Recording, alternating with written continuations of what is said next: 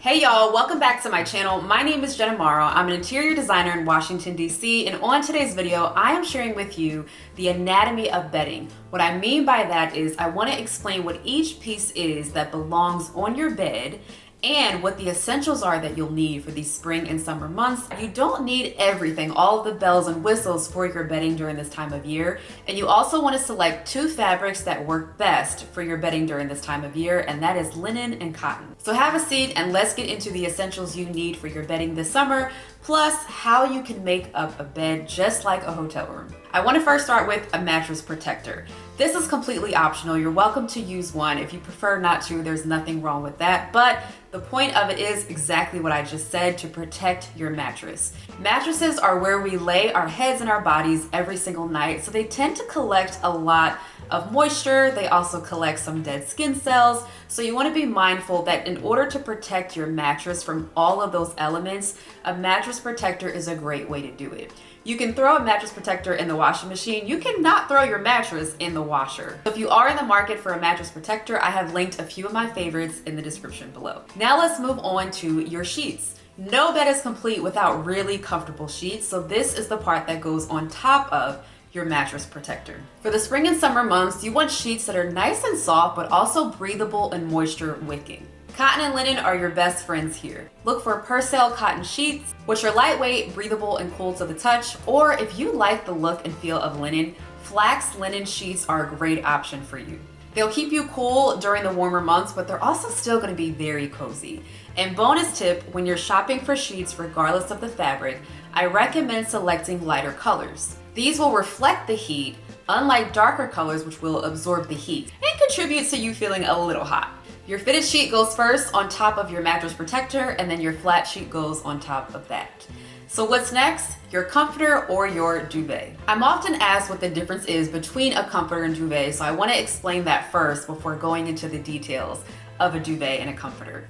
So a comforter is just one piece. When you buy it, it's ready for you to use. You wash it, put it on your bed, and you're finished. However, they're not very versatile and they're usually a little thinner than a duvet. A duvet, however, requires two pieces, your duvet insert and then your duvet cover. Duvet inserts are usually a little more plush, thicker, and cozier than a comforter, and they also offer more versatility. If you ever want to change up the look of your bed, all you have to do is purchase a new duvet cover. You can change the color, the pattern, the texture. When you buy that comforter, you're pretty stuck with it until you're ready to change it out again. However, with the duvet, just swap out that cover and you can give your bed an entirely new look.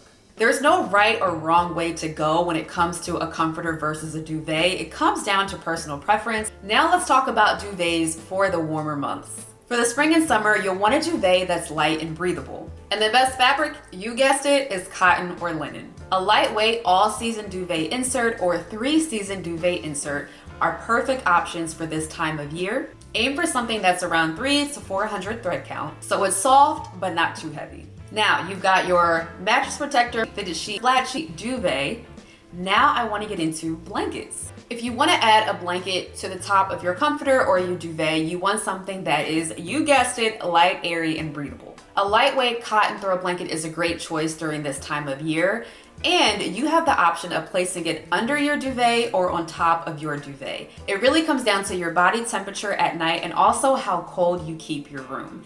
If you keep your room very cold and you want to feel nice, warm, and snug in the bed, put that blanket underneath your duvet and on top of your flat sheet.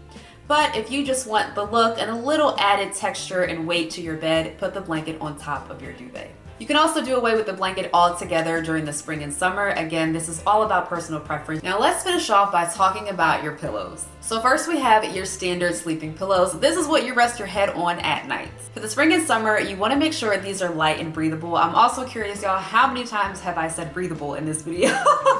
But you also won't have to sacrifice comfort and coziness. So now on top of your standard pillows, you have your shams. So they give your bed a polished look and they're mostly decorative. They're not really for function. So for these, you can experiment with different colors and textures, or you can just keep it simple. Usually when you buy a comforter or a duvet, they give you 2 shams to go with it. You can keep it simple by using them, or you can try something different. When it's time to make your bed, place them on top of or in front of your standard sleeping pillow so it can complement the rest of your bedding when the bed is made. Now let's talk about the look of the bed when it's made. So again, you've got your mattress protector, fitted sheet, flat sheet, duvet with the duvet cover on top. You also have your blanket on top. Now when it comes to your pillows, your Euro pillow belongs at the very back up against your headboard. So what is a Euro pillow? It is a large square pillow that serves as the base for the rest of your pillows. I've said pillows so many times. It's also not a necessity, but if you do want that luxurious and polished look on your bed when it's made, I recommend adding those Euro pillows. So when your bed is made, you have your Euro pillows, your standard sleeping pillows, your shams, and then in front of your shams, you have throw pillows. You can also do it a little differently, which is how I like to do it. Again, there's no right or wrong way to do this, but I like to put my standard sleeping pillow behind my Euro pillow just to protect it throughout the day. So I do my standard sleeping pillow behind my Euro pillow, then my shams, then my decorative throw pillows. But completely up to you how you want to style your bed. These are also purely decorative, so they're not for function, they are simply for style. They sit in the front row, so they are the showstopper, and I want you to have fun with these. Pull in colors that you find not only in your bedding, but also throughout the rest of your bedroom. For these, I recommend down feather inserts because they are gonna be really soft to the touch, but you can also manipulate the shape of them a little bit, especially if you like that plush, luxurious look, or even the look of a good karate chop. For the covers, you can experiment with any fabric and material, but for colors during these warmer months, have some fun with your greens and your blues, your corals. Mix and match different colors, textures, and let it connect to the rest of your room.